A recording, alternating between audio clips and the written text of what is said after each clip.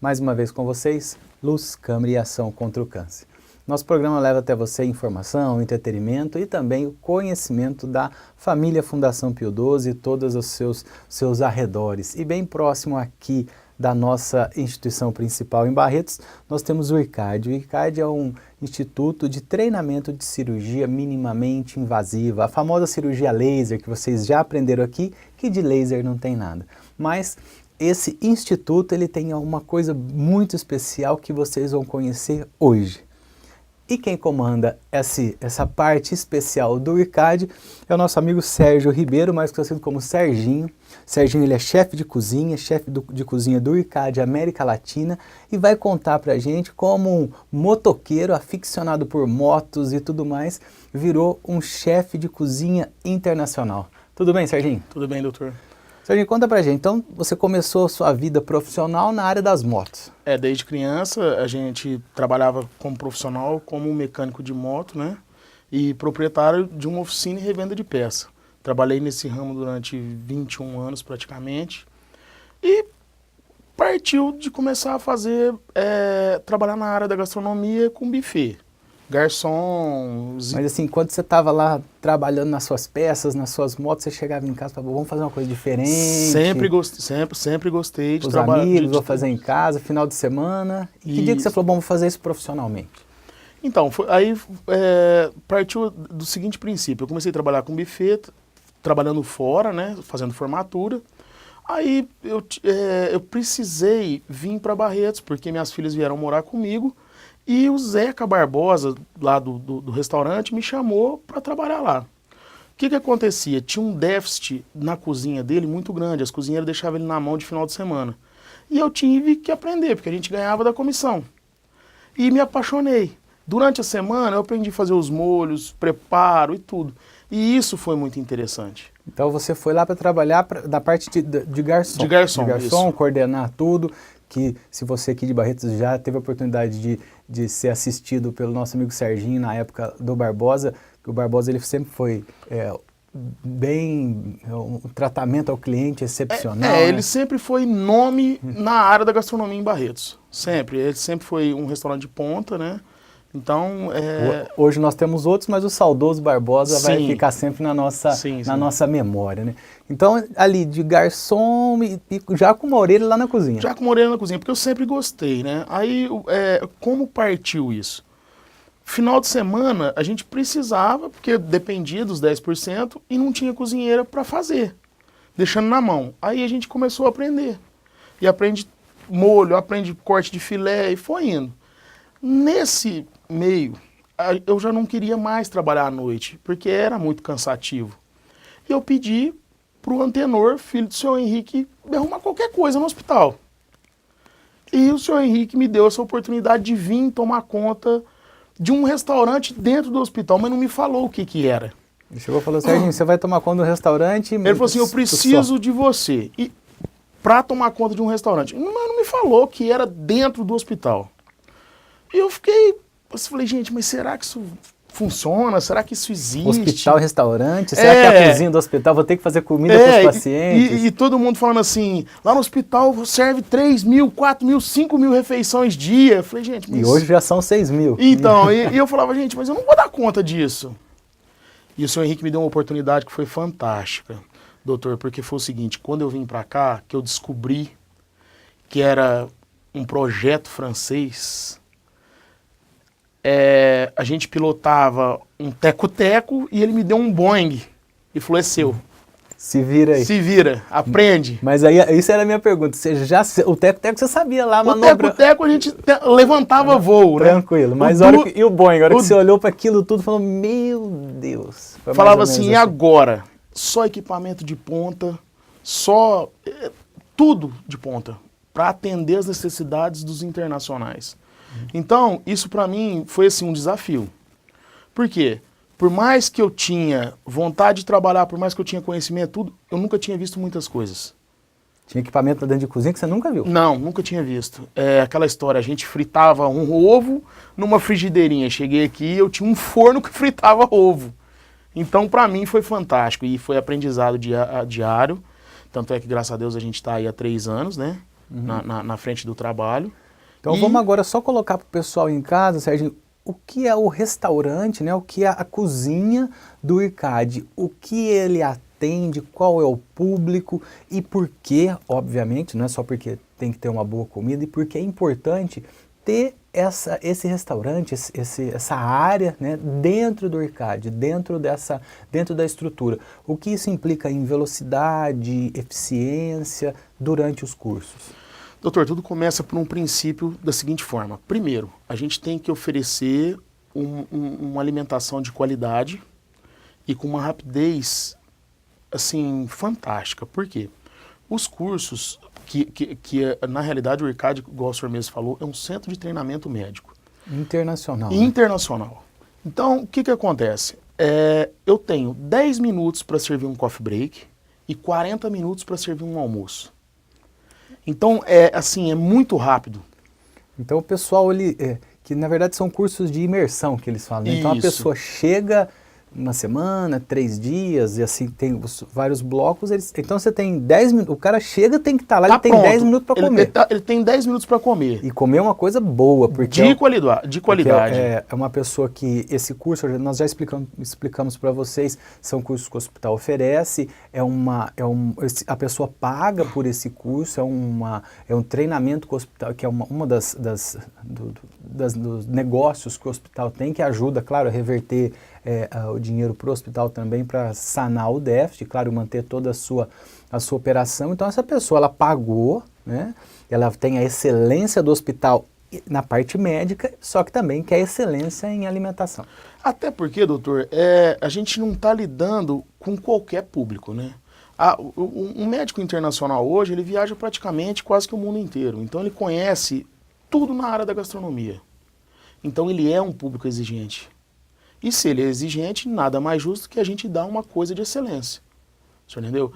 Outra coisa, a gente trabalha com eventos corporativos. Por exemplo, o espaço está lá para ser alugado. Então, a gente vende a parte gastronômica também já embutido.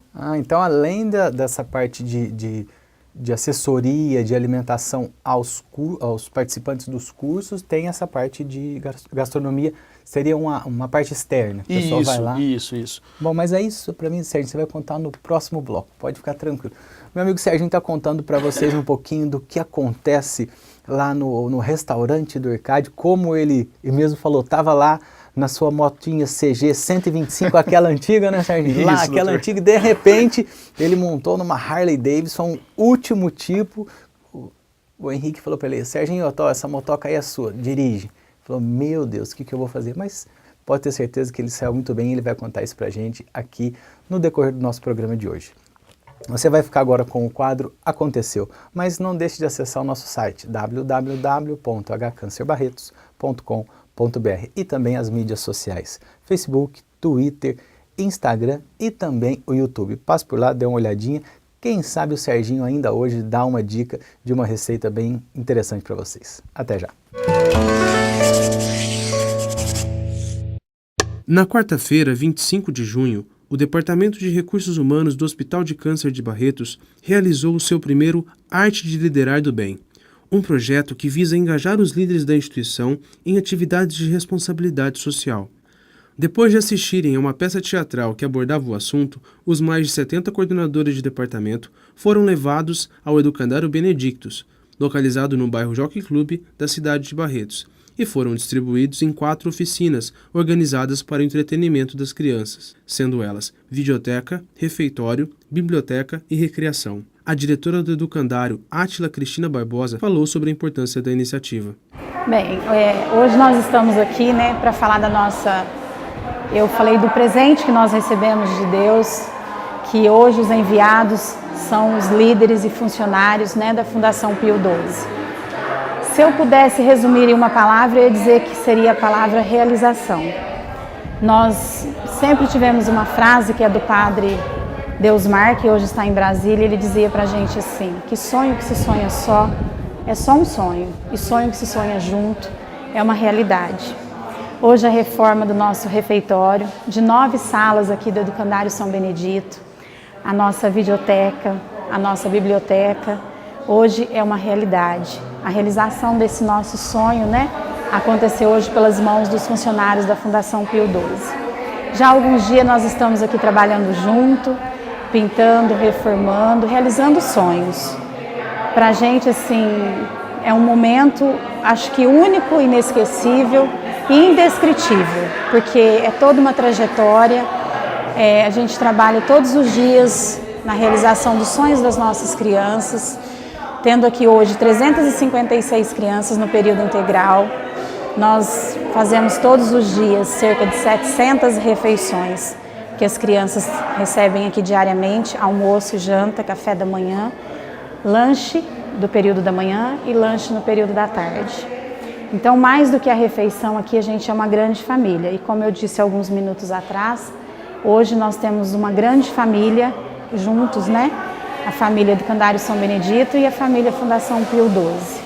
Nós só temos a agradecer, em meu nome, como diretora do Educandário, em nome de todos os nossos colaboradores, em nome de todas as nossas crianças, das nossas famílias, eu quero, assim, infinitamente agradecer a Deus, primeiramente, e a cada funcionário, a cada colaborador, a cada pessoa que contribuiu para que o nosso sonho se realizasse.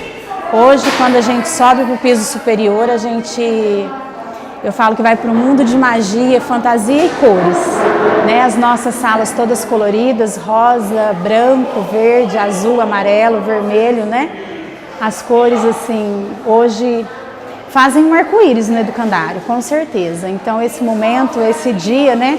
A arte de liderar do bem vai ficar para sempre no nosso coração, como as cores do arco-íris. A realização de um sonho, assim, que realmente hoje se concretizou e que a gente, com certeza, Deus fará com que esse dia não seja só um dia, mas seja uma parceria para um bom tempo e que a gente continue realizando os sonhos das nossas crianças e de nossas famílias. Além de atuarem como monitores, os líderes tiveram que preparar os locais onde as oficinas ocorreriam, montando, organizando e até mesmo pintando as salas. Bojan Petrov, o diretor administrativo do hospital, e a supervisora de gestão de RH, Fernanda Vieira Zabel, também estiveram presentes e falaram sobre o projeto. Bom, o hospital, como uma entidade filantrópica, ela também, quando pode, ela pratica um pouco de filantropia. E esse projeto eu acho muito importante para todo mundo, para o pessoal da liderança do hospital, para se integrar com a sociedade, para mostrar e para aprender o que é humanização. E as crianças, muito felizes porque eu visitei aqui todas as instalações, elas são muito pobres, muito ruins, e nós conseguimos melhorar alguma coisa. Então eu estou achando muito importante isso, essa integração, a gente conseguir ajudar, quer dizer, são coisas que existem dentro da comunidade que a gente realmente precisa tomar conhecimento. Você vê, uma instituição como essa, que abriga 350 crianças, não pode ficar jogada assim ao léu, né? Você realmente, todo mundo precisa ajudar, cada um pouco. E esse pessoal nosso todo da liderança estão fazendo um bem comunitário, quer dizer, para eles vai fazer isso muito bem e muito mais para as crianças. Bom, gente, essa parceria surgiu da ideia de que nós somos muito ajudados assim, por N instituições, por N órgãos, e nós queríamos fazer isso também por alguém. Então a ideia surgiu de escolher uma instituição que nós conseguíssemos contribuir de alguma maneira. Então nós conhecemos várias instituições e escolhemos essa para iniciar esse projeto. Olá, voltamos. Luz, Câmara e Ação contra o Câncer. Hoje o nosso entrevistado é o Serginho. Ele é chefe de cozinha do IRCAD e está contando para vocês um pouquinho do que acontece lá na cozinha, no restaurante do IRCAD, que atende as pessoas que realizam os cursos de cirurgia minimamente invasiva, e também ele falou um pouquinho dos eventos corporativos, mas isso ele vai contar no decorrer do nosso programa. Serginho, eu fiquei curioso lá que você falou que você mudou do seu teco-teco para o seu Boeing. Equipamentos, você estava acostumado numa cozinha de um restaurante, um bom restaurante, mas coisas que você nunca viu, como você deu o exemplo. Você fritava um ovo numa frigideira, como nós fazemos em casa, e tinha uma máquina, um forno que faz isso. Quais mais equipamentos assim que vocês têm ali, diferentes, ou que você fala, bom, isso aqui eu vou conversar com o pessoal da diretoria que eu preciso, E qual a real necessidade, né, de todo esse maquinário, vamos falar assim? Doutor, na realidade é o seguinte, hoje o que o Henrique me deu quando eu falo num Boeing é uma cozinha totalmente completa. Num raio de 100 quilômetros, não montaram uma cozinha tão completa igual a nossa. 100 quilômetros de Barretos não tem nada do que você tem. Tanto é que a empresa que montou traz clientes da região para usar a nossa cozinha como modelo. Você entendeu? De todos os sentidos. De maquinário, de estrutura de engenharia, toda. Então é o que eu falo. Quando eu falo que eu estou num Boeing, é porque eu estou num Boeing. Não tem que melhorar a médio prazo, nada. E quando eu cheguei, eu me deparei com equipamentos igual, por exemplo, assim, Charlie Broiler. Eu nunca tinha visto isso. Uma churrasqueira dentro de uma cozinha. E eu tenho lá. Para fazer churrasco argentino, para fazer qualquer tipo de carne. Um ambiente fechado, sem fazer aquela fumaceira que nós estamos acostumados, né? Sem nada, doutor. A minha cozinha, o sistema de exaustão dela é tão forte que o senhor não sente um cheiro de gordura, nada. Do jeito que o senhor entra, o senhor sai. Não tem aquele ambiente comum de cozinha que não tem. Que a gente está acostumado por aí. Não tem. E o que é impressionante é assim, a limpeza. Por quê? Cozinha, geralmente a gente se depara com gordura, se depara com algum tipo de sujeira física. Lá não tem. Até porque, é o que nós estávamos falando, eu trabalho dentro de um hospital. A gente segue regras, a gente segue normas. Então, você é meio chato isso com a turma, ou eles falam, vamos tirar isso aqui que lá vem o Serginho. É uma necessidade. Claro, apesar de ser uma necessidade. Então, eles me chamam muito de chato porque eu pego muito no pé nisso. Mas isso é para o bem-estar tanto deles quanto das pessoas que vão usufruir ali do tudo que vocês produzem. Sim. Então, nesse ponto, é uma coisa que todo mundo fala assim, mas não consegue um trabalho de excelência 100%. Mas 99% a gente tenta chegar. Que é a filosofia da fundação inteira, foi colocado também na cozinha. Também lá, até porque a gente somos família Fundação Pio XII. Faz parte de uma coisa só. Então, temos que seguir a mesma regra. A mesma regra. Bom, você falou, Serginho, no bloco anterior, lá 10 minutos de coffee break, aquele monte de comida, e eu já estou pensando que em 10 minutos não vai dar para eu comer tudo que eu quero. Você coloca lá um pãozinho, um café, porque em 10 minutos tem pouca coisa, né, para comer, ou não é assim? Doutor, é o tempo exato, até porque nossos cursos hoje, eles são divididos em duas partes, a parte teórica e a parte prática. E eles são muito intensivos. Então, 10 minutos, talvez, teria que ser em 5, de tão pequeno que é o espaço. Porque o aluno desce, só come alguma coisa, porque ele entrou às 8, às 7 horas da manhã, então ele come alguma coisa às 10 horas, para se manter forte, porque o almoço talvez saia 2 horas da tarde. Que aí depende do fluxo do curso. E ele fica confinado dentro do anfiteatro. O senhor entendeu? Então, aí o que acontece? É igual o senhor falou, será que ele dá tempo? Hoje no meu coffee break ele é montado com 32 itens. 32 possibilidades em 10 minutos. 32 eu ia comer 2 de cada uma, já são 64 em 10 minutos, nem ia dar tempo. E o que a gente baseia? A gente baseia numa alimentação saudável. Lógico que a gente tem que ter alguma coisa para dar o quê? Para dar um sabor diferente. Um sabor diferente e uma sustância para o cara conseguir, para o aluno conseguir aguentar até as 2 da tarde. Então, lógico, a gente tem pães, a gente tem pão de queijo, a gente tem bolo, mas a gente tem a salada de fruta, a gente tem os grãos, que é granola, o senhor entendeu? A gente tem suco natural. Estou pensando também na parte de se manter, sim, né? E também na parte nutricional. Na parte nutricional. Você tem um apoio de nutricionista, você já faz essa interface com os nutricionistas do hospital? Do hospital. A gente conversa muito, a gente tem reunião e tudo, já baseado nisso. Para manter essa mesma... Inclusive, a gente tem uma parceria muito grande que é com o João Paulo, que é o nutricionista-chefe do hospital. A gente tem uma via com ele muito legal, sabe? Então, eu acho que essa interação que faz parte, que é a nossa família, né? Então, isso te facilita, né? Porque você tem acesso a toda essa parte teórica, né? Que, claro, você já tem a sua parte teórica, depois ele vai falar do curso que ele fez fora do país também, mas você tem a sua parte teórica e a sua parte prática de aprendizado, esse contato com o público, mas também você tem todo o suporte teórico que o hospital te fornece. Sim, sim. É uma coisa que é interligada, né? Ele passa muita coisa pra gente, até a parte de treinamento com os meus funcionários, muita coisa eu pego com ele.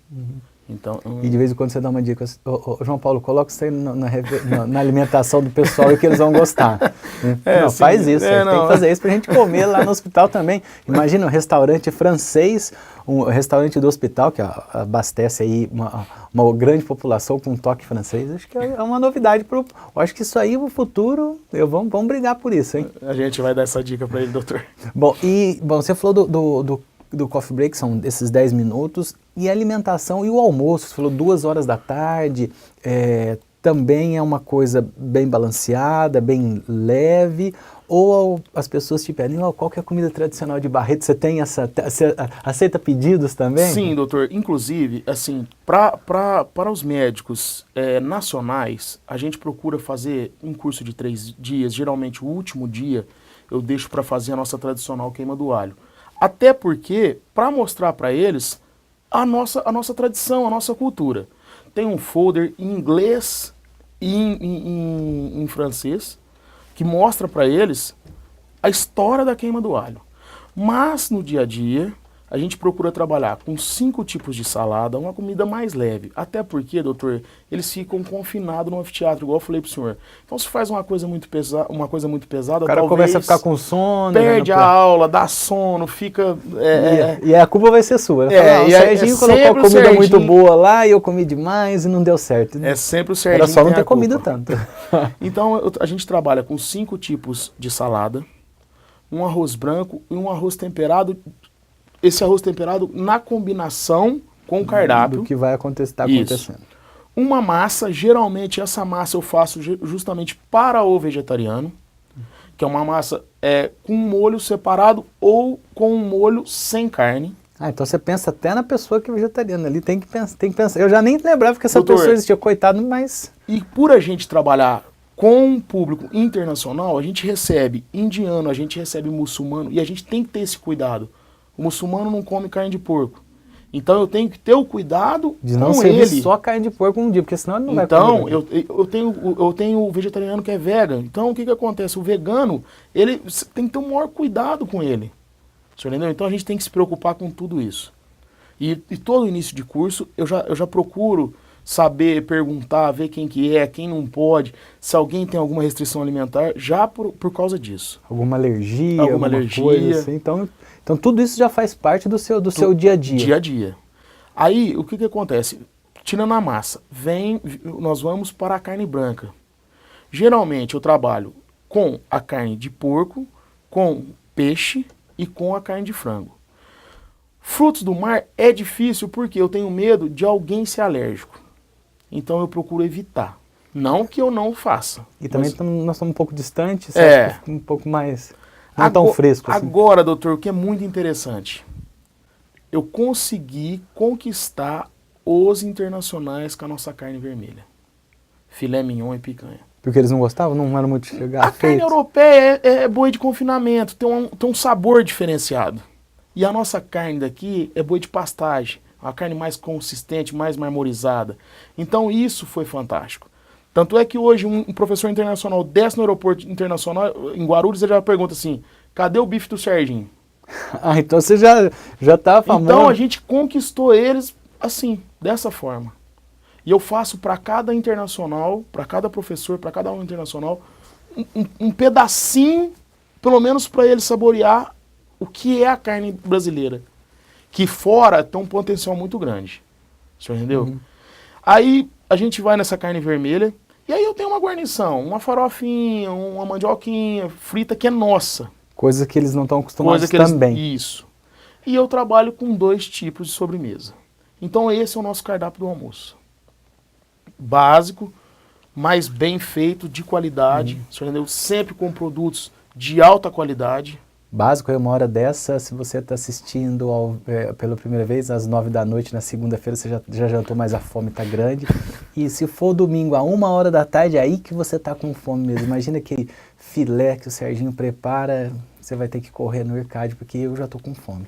Serginho, nós vamos deixar agora para o nosso próximo bloco. Você falou dessa carne que já conquistou os professores internacionais, mas eu quero saber, depois no próximo bloco você vai me falar, qual é a comida mais pedida, aquela que fala, bom, essa daí tem sempre que ter um dia no curso de 3 dias, numa semana, um dia só. Se tiver que escolher, qual a comida que eles escolhem de primeiro? Fala, se você fizer uma enquete, uma pesquisa, isso você vai me responder no próximo bloco. Agora você vai ficar com o quadro Conhecendo e voltamos já. Mas não deixe de acessar o nosso site www.hcancerbarretos.com.br e voltamos já. A física médica é a área da física que atua na aplicação dos conceitos e modelos da física na medicina. O físico médico ele atua na área hospitalar basicamente em 3 grandes áreas, que é a radiologia, a medicina nuclear e a radioterapia. E, em paralelo a essas 3 áreas, em ações de radioproteção, que é a proteção radiológica envolvendo o uso da radiação no meio hospitalar. Especificamente na área de radioterapia, o físico ele atua em 3 grandes funções, sendo uma delas o cuidado e a educação dos profissionais na área de proteção radiológica. Outras 2 grandes funções do físico é a elaboração dos planejamentos dos tratamentos de radioterapia, como podemos ver um exemplo na tela, em que fazemos uma dosimetria, um cálculo de dose do tipo de tratamento que o paciente vai receber, juntamente com o médico. Então isso é personalizado por paciente, em que o físico, junto com o médico, executa essa etapa antes de cada tratamento de cada paciente. Além disso, o físico também realiza testes de controle de qualidade nas máquinas de radioterapia para garantir o seu funcionamento adequado e que a dose que será entregue em cada tratamento será feita de maneira exata e precisa. Além disso, dessas principais funções, o físico médico também atua na área de ensino e de novos profissionais. E aproveitando, eu gostaria de divulgar o programa de residência multiprofissional na área oncológica, abrangendo os profissionais de física médica, ciências biológicas, biomedicina e nutrição. E o edital já está aberto no site do hospital, que é o www.hcancerbarretos.com.br. Olá, voltamos. Luz, Câmara e Ação contra o Câncer. Hoje você está passando uma fome violenta, porque o nosso amigo Serginho, chefe de cozinha do ERCAD, está contando para vocês as experiências, o que ele faz, o que ele não faz. Já deixou lá no ar que os estrangeiros, os médicos de fora do Brasil, os professores gostam de uma carne, mas eu deixei a pergunta, o mais pedido ainda é a carne, Serginho? Qual que é assim? Fala assim, ó, Serginho, tem que ter isso, senão eu não vou nem dar aula hoje. Sim, doutor. A gente conseguiu pôr na cabeça deles que a nossa carne é a melhor que tem no mundo. Então, igual eu falei para o senhor... Nem argentino, uruguai, não vamos deixar... Eu não sei se é a forma de preparo, eu não sei o que fez motivar eles. Como nós estamos tentando ganhar a Copa deles, vamos ganhar. Vamos ganhar. Não, a nossa é melhor mesmo e ponto final. E quando eles descem lá, eles já querem o bife do Serginho. Como que é o preparo? Abre-se um filé, a inglesa, alto, mal passado, só sal e alho, a chapa muito quente e a gente só sela ele. Pega ele, rola na chapa, sela as pontas. Esse ponto deles é o ponto bleu, eles chamam de ponto sanguin.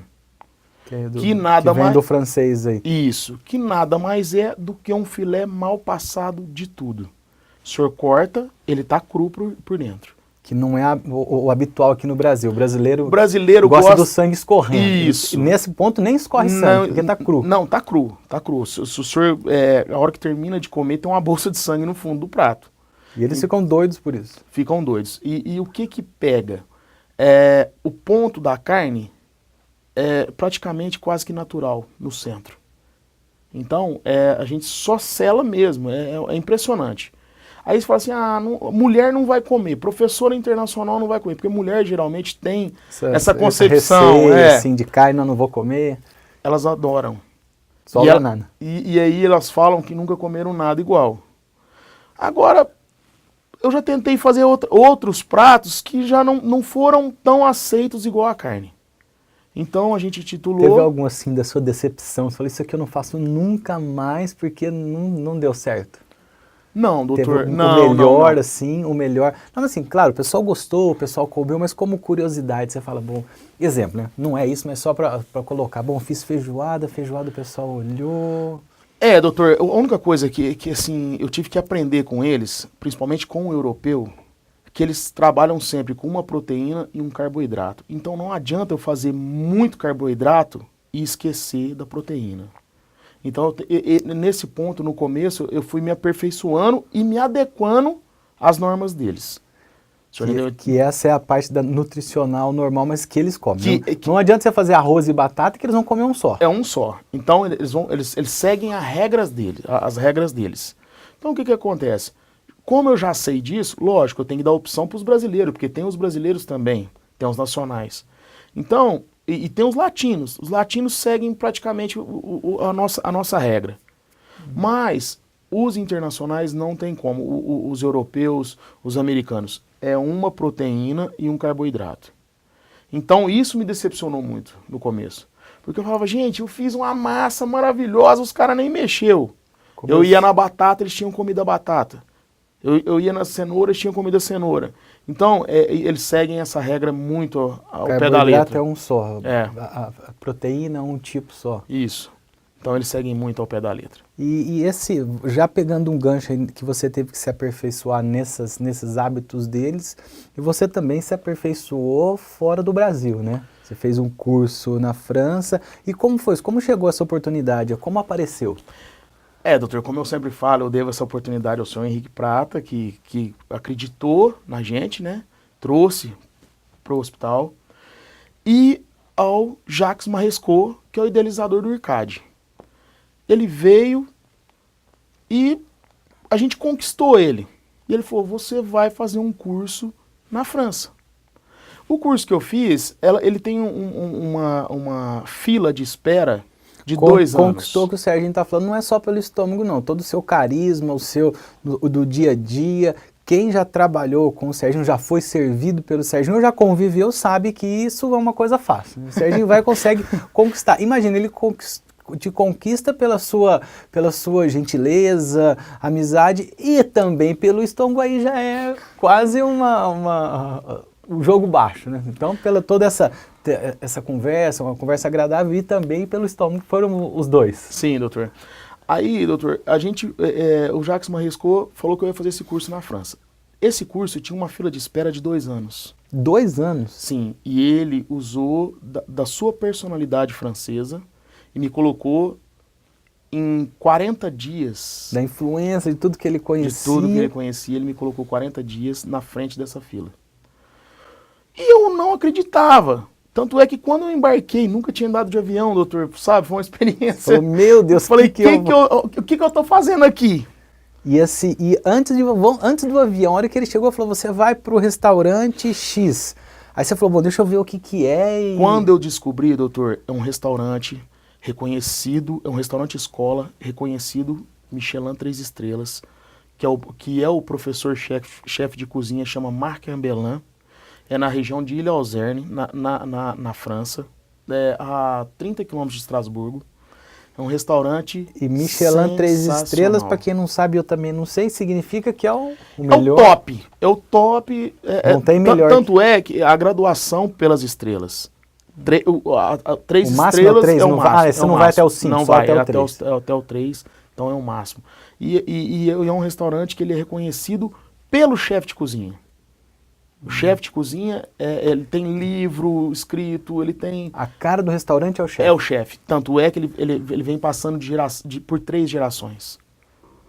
Foi o avô, o pai e hoje é o Marc Ambelin que está à frente. Aí você olhou aquilo primeiro na internet e falou, meu Deus, o que eu vou fazer ali? Doutor, foi interessante. Eu não falava nenhuma palavra em francês, inglês, fraquinho. Eu ia chegar nessa hora em francês, o que você fez? Levei o tradutor brasileiro, que era o Rodrigo Carraro. Levei, e o Rodrigo passando por uma situação difícil de família, a avó dele internada na UTI, e ele triste, e ele se fechou. E eu falei, e agora quem vai traduzir para mim? E eu falo, doutor, que a gente tem uma luz.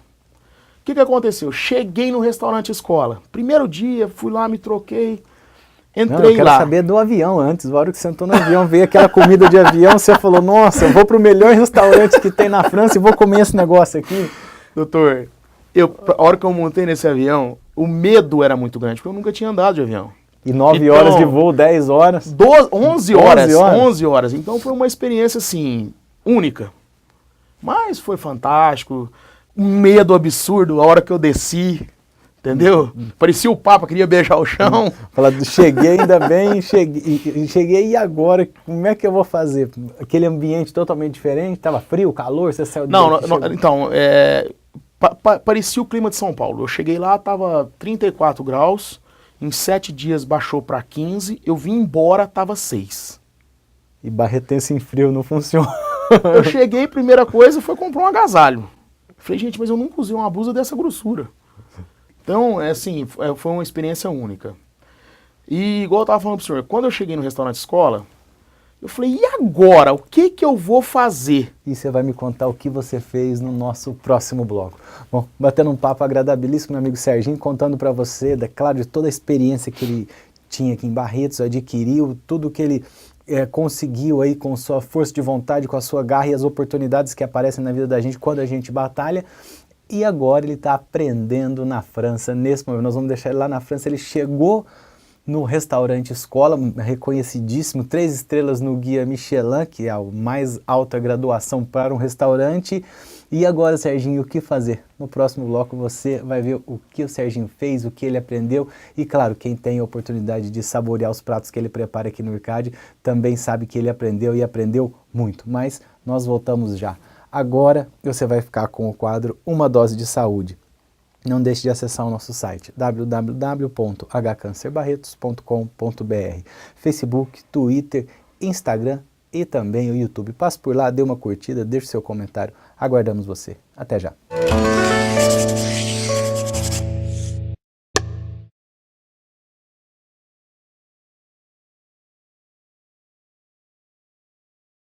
A fonoaudiologia trabalha com a comunicação, a deglutição e a audição também.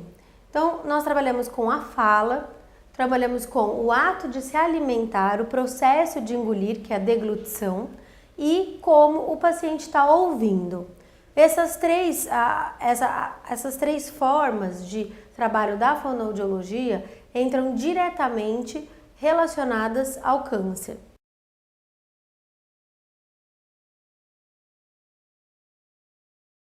A fonoaudiologia ela é indicada para trabalhar com o câncer de forma variada. Pode ser o câncer de cabeça e pescoço, câncer de esôfago, câncer do sistema nervoso central ou câncer na parte neurológica, câncer de pulmão. Por quê? Todos os cânceres que afetam a fala ou a possibilidade de uma alimentação segura envolve a fonoaudiologia. Outros cânceres também, como por exemplo o câncer pediátrico, né, ele pode estar vinculado à necessidade da criança se alimentar, uso de sonda, uso de uma traqueostomia, e isso pode ajudar, a fonoaudiologia ajuda na fala, na reabilitação da deglutição desses pacientes.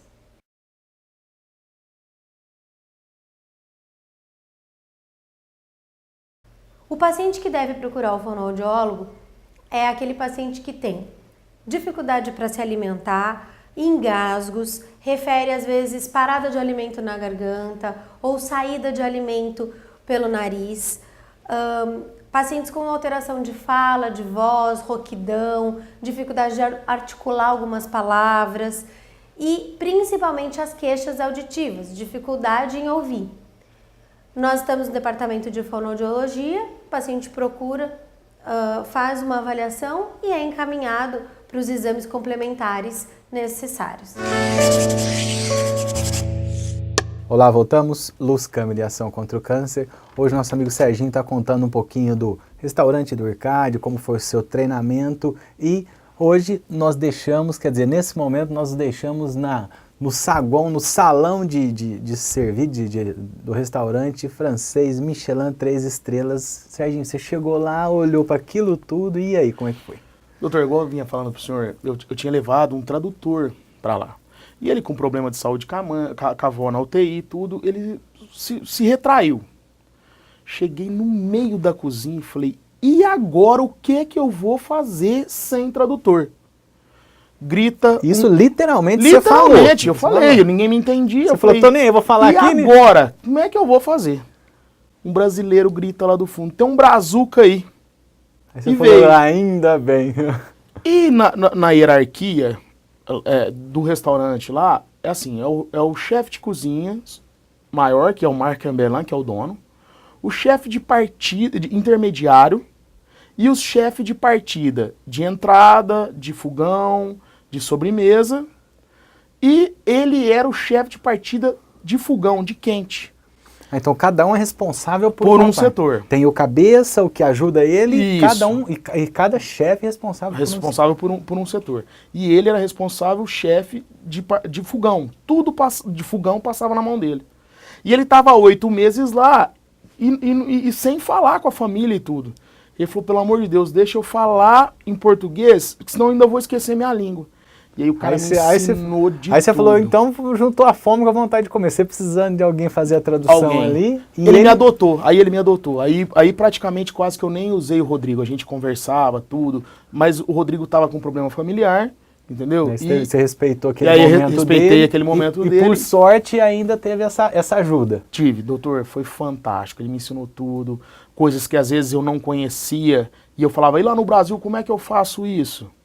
Entendeu? Então, ele falou, não, você faz assim, faz assado, troca por isso. Então, essa pessoa foi fundamental nesse curso meu. Se chama Felipe Ferragutti. Ele é de Campinas. Tá lá ainda até hoje? Tá lá até hoje ainda, a gente mantém contato, tudo. Conversa por Facebook, pelo Skype.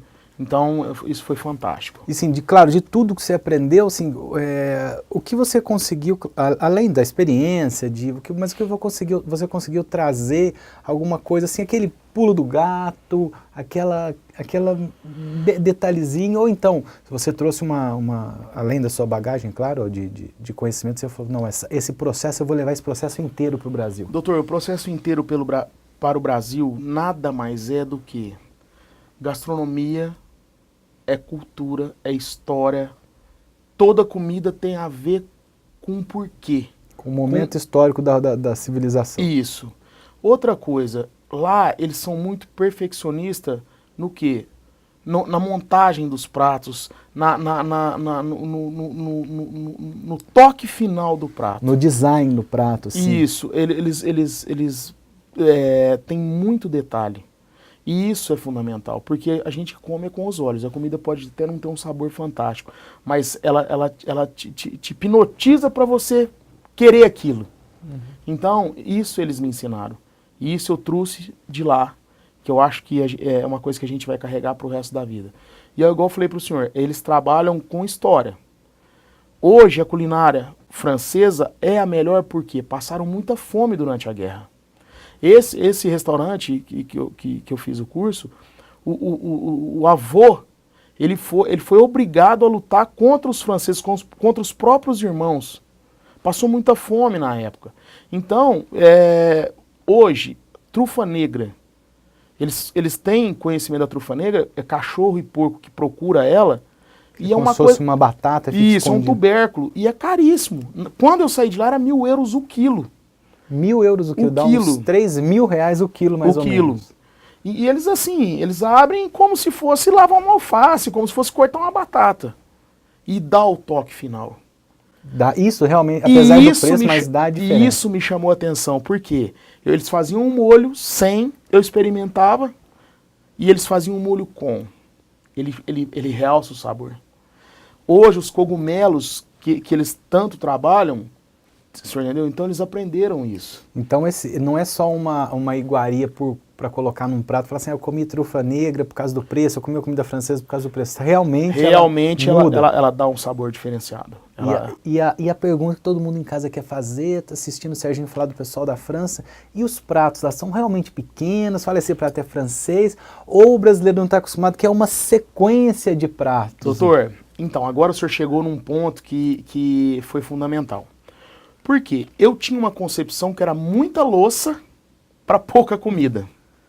É muito prato para pouca coisa para colocar. Só que tem um detalhe. Eles têm um pensamento que nada mais é que uma refeição é um cerimonial, é um ritual. É um evento em si. O senhor entendeu? Então, tanto é que assim, hoje um menu degustação no restaurante escola que eu fiz, são 13 pratos. O senhor fala, mas eu não dou conta de comer 13 pratos. Mas 13 de um tamanho. São 13 de um tamanho diferenciado. Cada prato uma taça de vinho. O senhor entendeu? Esse cerimonial demora em torno de 3 horas uma refeição, coisa que o brasileiro está acostumado a sentar e fazer em 15 minutos.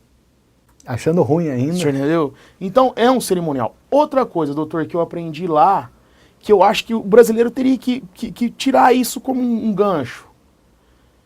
O lixo orgânico do restaurante para fazer comida para 240 pessoas dia não pode passar de 12 quilos de descarte. De casca e não pode passar de 12 quilos. E é pesado todos os dias.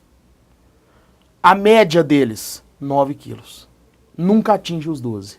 No Brasil, sem pensar. Eu faço para 180 pessoas, eu tenho um descarte mais ou menos de 70 quilos. 70 quilos? Isso se atribui a quê, Serginho? A qualidade do material que eles do produto que eles usam? A qualidade do material que eles usam. O treinamento do pessoal? O treinamento. Eles conseguem chegar, é o que eu falo para o senhor, não tem sobra de prato. Coisa que o brasileiro é mal educado. Se ele esse descarte, você fala também que a pessoa largou o prato? É tudo. É o lixo, comida que lixo orgânico do restaurante. 9 quilos. O senhor entendeu? Eu até brinco muito, que eu falava assim, que era um caldeirão do inferno. Era uma caldeira que ferve 24 horas. Toda sobra de qualquer coisa vai para essa caldeira. Ela vira base de molho para qualquer tipo de comida. Aí, você pega a base e mistura, vamos supor assim, com o caldo do peixe. Então você fez um caldo de peixe. Você pega a base, mistura com o caldo da carne, vira caldo de carne. Caldo com a carne de caça. E assim, doutor, vai. Ele está preparando a comida, sobrou uns 2 pedaços de batata, ele coloca nesse lá lugar. Dentro. Ele coloca nesse lugar. Vai pôr lá dentro. Então tudo que é sobra vai para essa caldeira, para virar a base de molho. Então o aproveitamento é praticamente assim, 80%. Isso o brasileiro ainda não está pronto. Não está preparado. Eu acho que isso é uma coisa cultural até.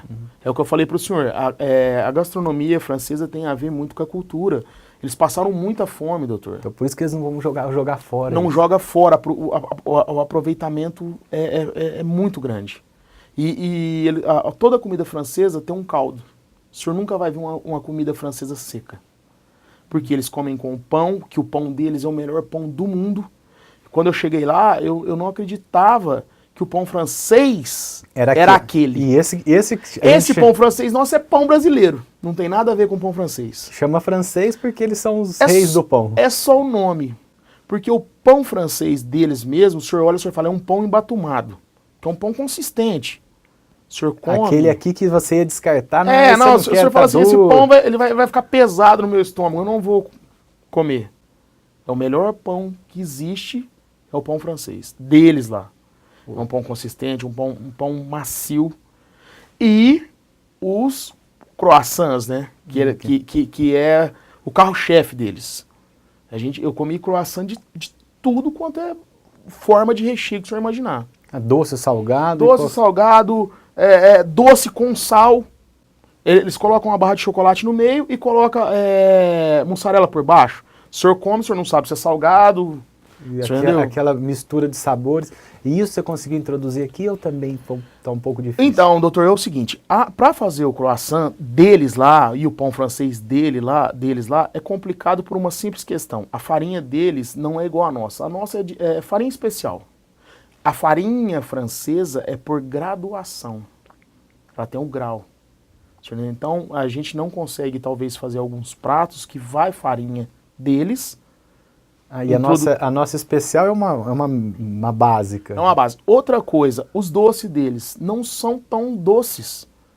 E isso faz o diferencial. Ah, mas Serginho, como que você não consegue fazer? Porque o açúcar deles é de beterraba e o nosso é de cana-de-açúcar. Ah, mas açúcar não é tudo igual? Não, não é. O açúcar deles é mais leve. O senhor entendeu? Então, tem diferença. Tem diferença. Eu posso até me aproximar. Igual não vai ser. Com o material que você tem aqui. Isso, com a matéria-prima que eu tenho aqui, eu não vou conseguir a excelência que eles têm lá. E aí vamos voltar, e quando os franceses vêm para cá, porque eles vêm, né? Que qual foi o feedback que você teve do pessoal e do professor Marisco também, que falou assim, ó, Sérgio, você foi lá, fez o curso, você evoluiu tanto, você melhorou. O que ele chegou e falou para você? Mas continua fazendo o bife lá daquele jeito. Então, doutor, realmente a gente teve uma melhora, teve esse feedback que o curso foi vantajoso. Só que eles são franceses. Por que eu vou fazer uma comida francesa? Eles estão acostumados todo dia. Então eu vou fazer uma comida regional nossa, que agrade todos, entendeu? E que chame atenção com um diferencial, que é a qualidade. Entendeu? E com essa carga francesa nessa qualidade, nesse modo de preparo. É a mesma coisa, doutor, a gente sair daqui de Barretos, ir na França e chegar lá e comer feijão gordo. O brasileiro gosta de fazer isso, né? O brasileiro no exterior pôs o pé fora do Brasil, procura arroz e feijão. Não, gente, vamos experimentar o que tem Inclusive, doutor, quando eu estive fazendo o curso lá, eu costumo brincar muito. Eu só não comi carne de gente. Lá eles comem tudo. Que eles me ofereciam, eu comia para ver como é que era, para sentir sabor, para sentir aroma, para ver como é que era. Desde carne de caça, pombo... Realmente, lá eles têm isso que, assim, se a vigilância sanitária nossa existisse na Europa, fechava 100% dos restaurantes. Porque eles trabalham muito com a carne de caça e não tem vigilância sanitária nenhuma. Não tem controle. Tanto é que a carne de caça vem e vai direto para a câmara fria. Então, isso é um diferencial. Que pra gente é melhor, né? Porque... Mas eles têm uma consciência, às vezes, um pouco diferenciada da gente, no quesito qualidade. Tem. Eles jogariam uma peça inteira de carne fora se não estivesse boa. Sim. Coisa que aqui, às vezes... Aí a consciência do europeu, né? Eles são corretos. Ele não que o brasileiro não seja, não, mas não tem o jeitinho brasileiro. Não tem, venceu hoje, dá para usar amanhã. Não. A carne não sabe ler a data de validade. Você entendeu? Então, eles têm a consciência disso. E é por isso que eles trabalham com carne de caça, trabalham com pato, trabalham com veado, trabalham com pombo. Pombo, você comeu pombo? Pombo. É igual esse pombo da igreja, mesmo? Amargozinha. Esse pombinho da asa branca, é esse pombo. Muita gente já comeu, eu também, mas não num restaurante. Doutor, e é o seguinte, matou, traz com pena e tudo e víscera, para ser limpo no restaurante. A vigilância sanitária hoje nossa aqui, fecharia um restaurante desse. E o Serginho preso. Você entendeu? Então, e é onde que eu falo, não tem como eu fazer isso para agradar eles. A nossa carne hoje é inspecionada, é muito rigorosa, até porque eu trabalho no hospital, o senhor entendeu? Então a gente é mais vigiado do que um restaurante comum. Tem suas vantagens, obviamente. Lógico. Nós não vamos fazer jeitinho brasileiro no hospital, porque essa não é a filosofia do nosso hospital, mas não dá para também ter essa liberdade dessa carne de caça. Não tem, doutor. E o que é o interessante? O senhor pega uma carne dessa, eles tiram somente as partes principais, limpam as vísceras e volta para aquele caldeirão que eu falei para o senhor. Então, o que sobrou de osso ali, volta... vai virar molho. O senhor entendeu? Então, isso é muito interessante. E lá, uma coisa que me chamou a atenção. Dobradinha nossa aqui é feita com caldo e tudo. Lá eu comi uma linguiça de dobradinha. Você entendeu? Então, assim, são coisas diferenciadas. E vai tentando adaptar para o que dá aqui para os brasileiros, não para os franceses, que eles já estão acostumados. Isso. E o senhor pega assim, que é diferente. É uma coisa que chocaria aqui os brasileiros. Fazer uma dobradinha, uma linguiça de dobradinha, eles vão falar assim, mas eu não como. Deu fome. Meu amigo Serginho, deu fome. Mas eu acho que no final de tudo isso, o filé do Serginho é o que manda. Não, o filé, esse é o carro-chefe. E eu acredito que não vai mudar. Até que eu descubra outro prato que chame atenção. Bom, infelizmente ou felizmente eu ainda não provei, mas eu já estou agora fazendo o meu pedido no ar. Então, vocês estão escutando. Serginho, eu preciso experimentar esse prato o mais rápido possível, porque eu não consegui parar de salivar desde o primeiro minuto e com certeza você aí em casa também. Serginho, eu queria agradecer a sua participação e agora a nossa população, você aí de casa, você que nos acompanha pela internet já sabe que Barretos, aqui no interior, a família Fundação Pio XII também tem um restaurante de padrão e de nível internacional comandado pelo nosso amigo carismático chefe Serginho, que cuida tão bem de todos esses convidados internacionais, nacionais, e de vez em quando ele dá uma chancezinha pra gente, a gente vai lá e prova também. Serginho, muito obrigado pela sua presença. Eu que agradeço, doutor. E agora com o Dr. José Humberto você vai ficar com Trocando Ciência em Miúdos. Não deixe de acompanhar o nosso programa pelo YouTube. Passe por lá, assista um pedaço, assista o programa inteiro. Também estamos nas redes sociais, Facebook, Twitter e no Instagram. Nosso site www.hcancerbarretos.com.br. E até mais.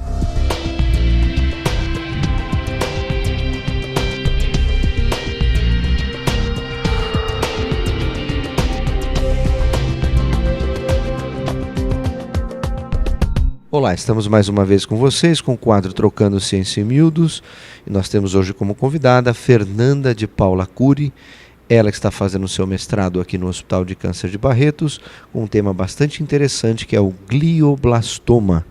Olá, Fernanda, como vai? Tudo bem? Tudo bem, obrigada pela oportunidade de poder explicar um pouquinho sobre o meu projeto de mestrado. Bem, Fernanda, eu sei que você está fazendo um estudo interessante de um tema de um tumor chamado glioblastoma. O que é isso, Fernanda? O glioblastoma é um tumor cerebral, é o mais comum em adultos e sendo o mais agressivo. Por isso a importância de estudar esses tumores. E o que você pretende encontrar no seu estudo, nesse estudo com glioblastoma, os pacientes que têm glioblastoma? O que você quer estudar exatamente? Bom, nós vamos avaliar a expressão de duas isoformas de um gene. O que são essas isoformas? Elas são caracterizadas pela presença ou ausência de 12 nucleotídeos nessa proteína. Então, a gente quer ver qual é o papel funcional dessas isoformas e se elas respondem de forma diferente nesses tumores. Na resposta às terapias alvo que nós vamos utilizar. Então você quer saber especificamente em relação a uma proteína que está no tumor? Isso, exatamente. E aí, essa proteína, qual é a função dela no tumor? Vocês já conhecem, vocês já sabem? Existem poucos trabalhos falando dessa proteína e são trabalhos estudando em outros tipos tumorais, como leucemia, por exemplo. Mas em glioblastoma ainda não existem trabalhos falando sobre essa proteína. E o que já se encontrou nos outros trabalhos a respeito dessa proteína? Como é que ela chama essa proteína? Essa proteína é a proteína KIT e as isoformas são as isoformas GNNK, que pode ser positiva ou negativa. Em outros trabalhos, como de leucemia, encontrou-se que a GNNK negativa, que é uma forma dessa proteína, ela responde melhor aos tratamentos com esses quimioterápicos. Bem, então quer dizer que você quer estudar esta proteína no tumor e dependendo do tipo de proteína você vai ter uma resposta ao tratamento. É isso que você quer ver no glioblastoma? Isso, exatamente. Dependendo da isoforma, elas podem responder de forma diferente a esses quimioterápicos. E que fase do seu estudo você está agora, Fernanda? Está para acabar, está começando, está finalizando? Quando é que a gente vai ter resultados do seu estudo? Bom, eu iniciei em janeiro desse ano, então eu tenho um prazo de 2 anos para terminar meu mestrado e estamos no início ainda de alguns ensaios celulares. Ok, Fernando, muito obrigado pela sua entrevista. É isso aí, é o Hospital de Câncer de Barretos fazendo pesquisa para beneficiar os seus pacientes. Espero vocês na próxima semana. Até lá.